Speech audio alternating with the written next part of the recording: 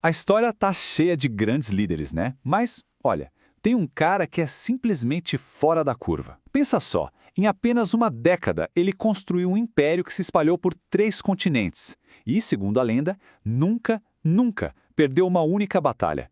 Esse cara foi Alexandre o Grande. Para a gente entender a história dele, a gente precisa voltar um pouquinho e ver como era o mundo naquela época.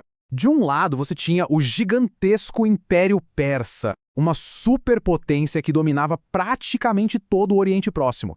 E do outro, as pequenas cidades-estado gregas, todas fragmentadas, vivendo em pé de guerra umas com as outras. A diferença de poder era absurda. Então, na nossa conversa de hoje, a gente vai seguir essa jornada.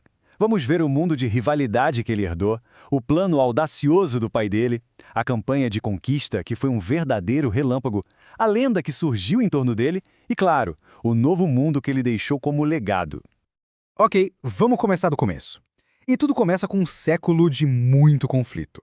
A treta entre gregos e persas era antiga, sangrenta e cheia de mágoas. A faísca foi quando os persas conquistaram as cidades gregas da Jônia, lá onde hoje é a Turquia. E o mais maluco é que mesmo sendo muito, mas muito menores em número, os gregos conseguiram vitórias que pareciam milagres, sabe? Como em Maratona e na Batalha Naval de Salamina. No fim, eles conseguiram expulsar o império. Isso provou uma coisa para o mundo inteiro. A superpotência podia sim ser derrotada. E essa lição não seria esquecida. E olha que interessante. Enquanto as cidades gregas famosas, tipo Atenas e Esparta, comemoravam e depois se matavam em guerras internas, lá no norte, um novo poder estava surgindo bem quietinho. Um poder que ia mudar as regras do jogo, liderado por um gênio da estratégia, Filipe II, o pai de Alexandre. O que o Filipe fez parecia impossível. Ele pegou um reino que todo mundo via como de segunda categoria, a Macedônia, e transformou numa máquina de guerra. Ele ficou só observando as cidades gregas se enfraquecerem brigando entre si e, com muita paciência, foi montando um exército leal, profissional e super casca-grossa. Em menos de 20 anos, Filipe já dominava a Grécia. O grande sonho dele era liderar um exército grego todo unido para invadir a Pérsia e dar o troco. Só que ele nunca conseguiu. Em 336 a.C., ele foi assassinado, deixando o exército e esse sonho gigantesco para o filho dele, um garoto de 20 anos. E que filho, hein? Alexandre não era um jovem qualquer. O tutor dele foi simplesmente o maior filósofo da época, Aristóteles. Ele já era um comandante militar experiente, que aprendeu tudo no campo de batalha com o pai. E ele herdou não só um reino, mas uma ambição que não tinha limites. Com a Grécia unificada, mesmo que à força, sob seu comando, Alexandre mirou para o leste. E aí começou a campanha militar mais espetacular da história antiga. 10 anos. Parece pouco, né? Mas foi o tempo que Alexandre precisou para derrubar o maior império do planeta e marchar até o que eles achavam que era o fim do mundo. Uma década de guerra sem parar, de movimento e de conquista que mudou o curso da história para sempre. O avanço dele foi de uma rapidez impressionante. Ele cruzou para a Ásia, libertando as cidades gregas. Depois desceu pela costa, conquistando a Síria e o Líbano. E no Egito, olha só, ele não foi visto como um invasor, mas como um libertador que tirou o povo do domínio persa. De lá, ele foi direto para o coração da Pérsia. Venceu o exército do imperador Dario III e não parou até chegar na Índia. Foi só lá, no rio Indo, que o exército dele, exausto depois de 10 anos de batalha, disse: chega, não vamos mais. Alexandre, a contragosto, concordou em voltar, mas ele nunca mais viu a Grécia. Aos 32 anos de idade, ele morreu de febre na Babilônia, deixando um império gigantesco e sem um herdeiro definido. Mas a história de Alexandre não acaba com a morte dele.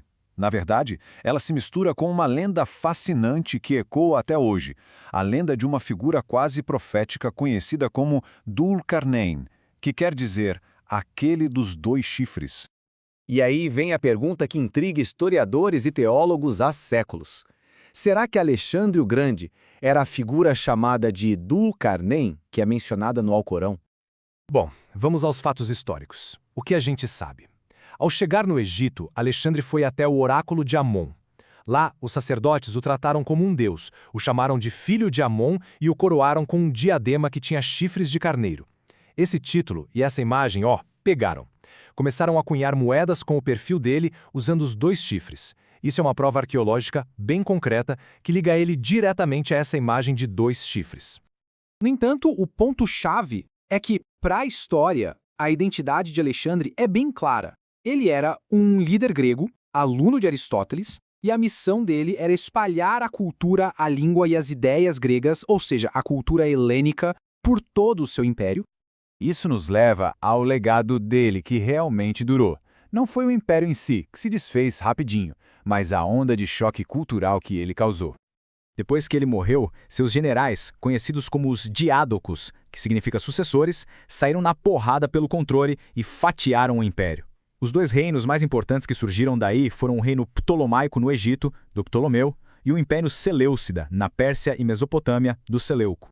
O que Alexandre fez, talvez sem nem ter a noção completa, foi quebrar as barreiras entre o Oriente e o Ocidente. A conquista dele deu início a uma nova era, a Era Helenística, onde as ideias gregas sobre filosofia, ciência e arte se misturaram com séculos de conhecimento do Egito, da Babilônia, da Pérsia. E o resultado? Uma explosão de inovação que é até difícil de imaginar. Pensa bem, foi nesse período que Euclides criou as bases da geometria que a gente usa até hoje. Arquimedes descobriu princípios fundamentais da física.